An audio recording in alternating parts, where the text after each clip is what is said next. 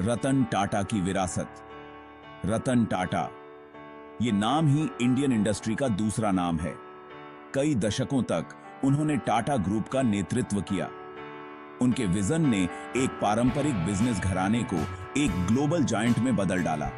उनकी लीडरशिप में टाटा ने नए नए सेक्टर्स में कदम रखा। स्टील से लेकर सॉफ्टवेयर तक, ऑटोमोबाइल से लेकर एयरलाइंस तक टाटा का दायरा बहुत बड़ा हो गया।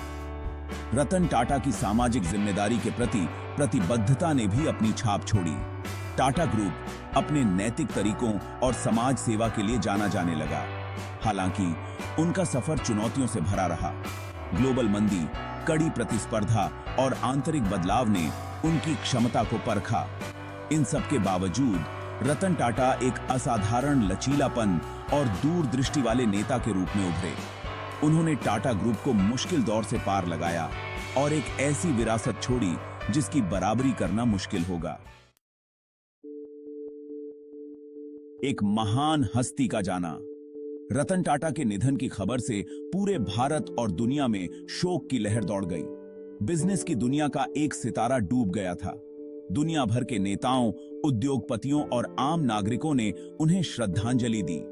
सभी ने भारत के आर्थिक परिदृश्य पर उनकी अमिट छाप को स्वीकार किया।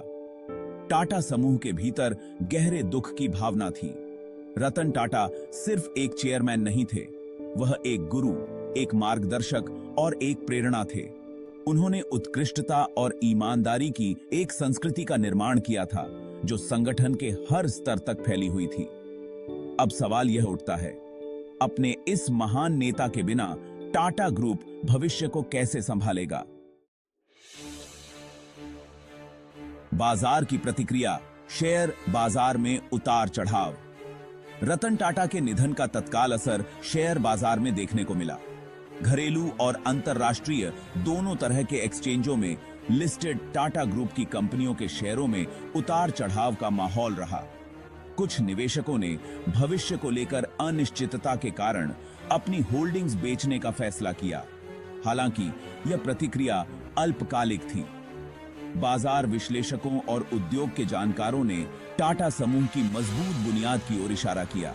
उन्होंने उस मजबूत नेतृत्व टीम पर जोर दिया जो रतन टाटा ने बनाई थी। धीरे धीरे विश्वास लौटा और शेयर की कीमतें स्थिर हो गईं। ऑटोमोटिव की दुनिया का दिग्गज भविष्य की ओर अग्रसर। टाटा के अम्ब्रेला के नीचे आने वाले कई व्यवसायों में ऑटोमोटिव सेक्टर का एक खास स्थान था।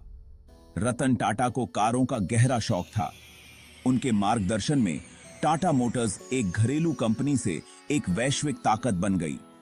जगुआर लैंड रोवर का अधिग्रहण एक मास्टर स्ट्रोक था जिसने टाटा मोटर्स को लग्जरी कार बाजार में ला खड़ा किया। आज टाटा मोटर्स तेजी से विकसित हो रहे उद्योग की चुनौतियों का सामना कर रहा है। इलेक्ट्रिक वाहनों की ओर बदलाव, ऑटोनॉमस ड्राइविंग का उदय और टिकाऊ मोबिलिटी सॉल्यूशंस की बढ़ती मांग के लिए फुर्ती और इनोवेशन की आवश्यकता है। कारों से आगे एक विशाल समूह की पहुंच। जहां एक तरफ टाटा मोटर्स एक प्रमुख कंपनी बनी हुई है, वहीं टाटा ग्रुप के हित ऑटोमोबाइल से कहीं आगे तक फैले हुए हैं। स्टील से लेकर सॉफ्टवेयर तक, केमिकल से लेकर उपभोक्ता वस्तुओं तक इस समूह की पहुंच बहुत बड़ी है। इनमें से प्रत्येक व्यवसाय को अपनी अनूठी चुनौतियों और अवसरों का सामना करना पड़ता है।